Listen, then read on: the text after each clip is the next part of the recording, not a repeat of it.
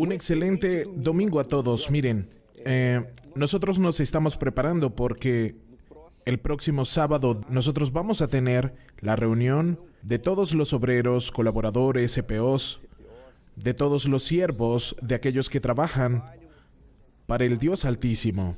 Pero antes de hablar sobre esa reunión, a mí me gustaría invitarlos a una reflexión sobre el misterio de la fe. Es muy común personas decir así: caramba, ¿qué hago yo para tener más fe? De repente usted, que es obrero, ya fue buscado por alguien que le preguntó eso. ¿Qué es lo que yo necesito para tener más fe? O haga una oración para Dios aumentar mi fe. Al final de cuentas, ¿cuál es el secreto para usted tener una fe en los moldes bíblicos, no?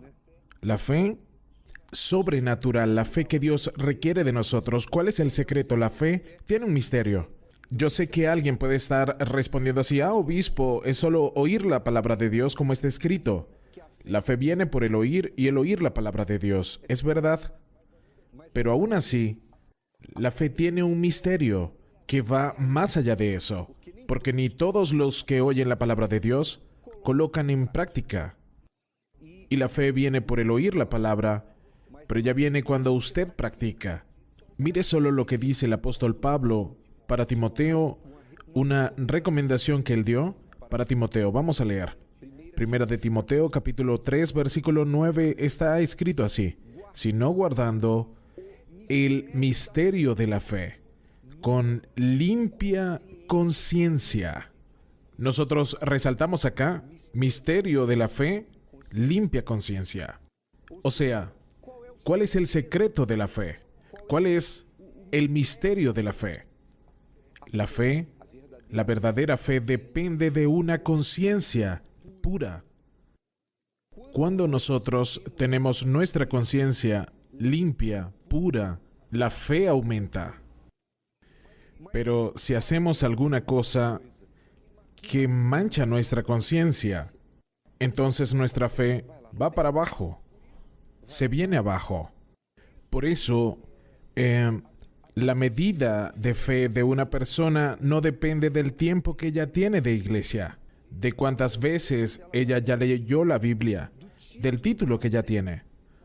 Pero la fe de una persona depende de la conciencia de ella pura todos los días.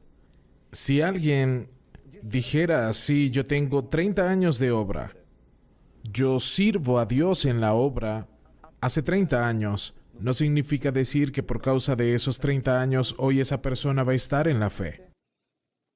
Si ella, aún teniendo toda esa experiencia, por ejemplo, cae en el pecado, entonces la conciencia de ella acusa y las dudas nacen.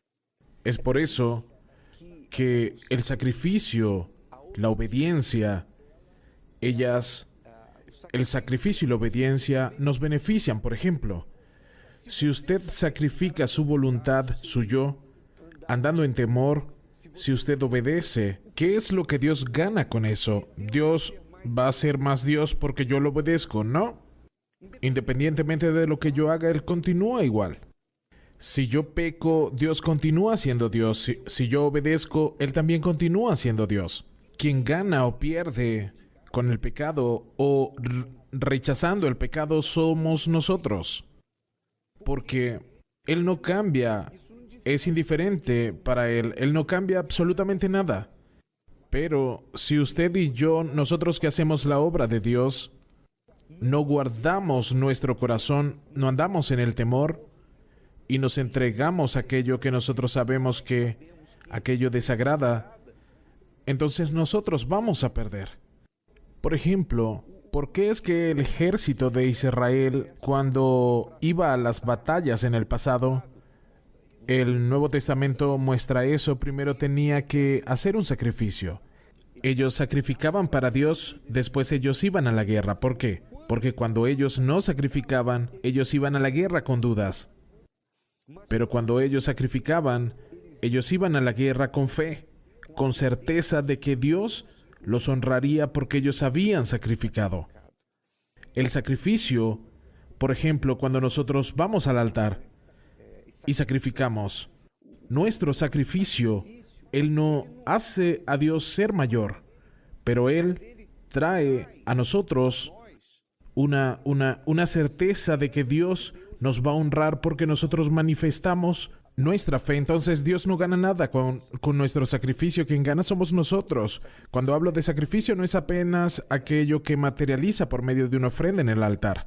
Yo me refiero a aquel de renunciar al pecado, obediencia, santificación. Cuando nosotros soltamos nuestro yo, rechazamos nuestra propia voluntad para hacer la voluntad de Dios. Entonces eso nos beneficia. No se apoye del tiempo que usted tiene de iglesia. No se apoye del tiempo que usted tiene de obra. No se apoye del título que usted tiene. No se apoye de la experiencia que usted tiene. No se apoye en cuánto conocimiento usted tiene de las escrituras sagradas. El tiempo de Dios se llama hoy. Obediencia, santificación no es una opción. Es una obligación. La fe es nuestra herramienta de trabajo. Por ejemplo, un motociclista que es habilitado, si él estuviese en pecado, ¿él va a ser un mal motociclista? No. Eso no interfiere porque él es un profesional. Un médico que está en pecado, ¿él va a ser un mal médico por el pecado? No. Porque él es un profesional. Y eso no altera lo que él sabe hacer, el conocimiento que él tiene. Ahora, ¿y un pastor en pecado? ¿Para qué va a servir un pastor que esté en pecado? Él no tiene condición de ayudar a las personas porque no se está ayudando ni a él mismo. Él no va a conseguir tener fe. La fe es nuestra herramienta de trabajo.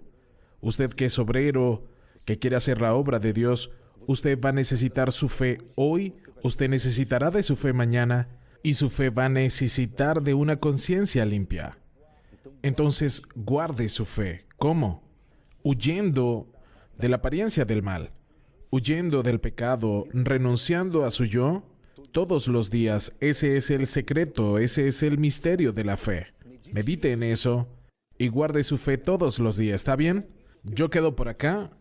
Nosotros los dejaremos ahora con el pastor u obispo local y recordándoles que el próximo sábado es el sábado de un alma más. No se olvide de llevar ese arte con la foto del alma por quien usted está trabajando y luchando. Y sensible, vaya sensible para oír la voz del Espíritu Santo. Va a ser un sábado muy, muy especial. Que Dios bendiga a todos.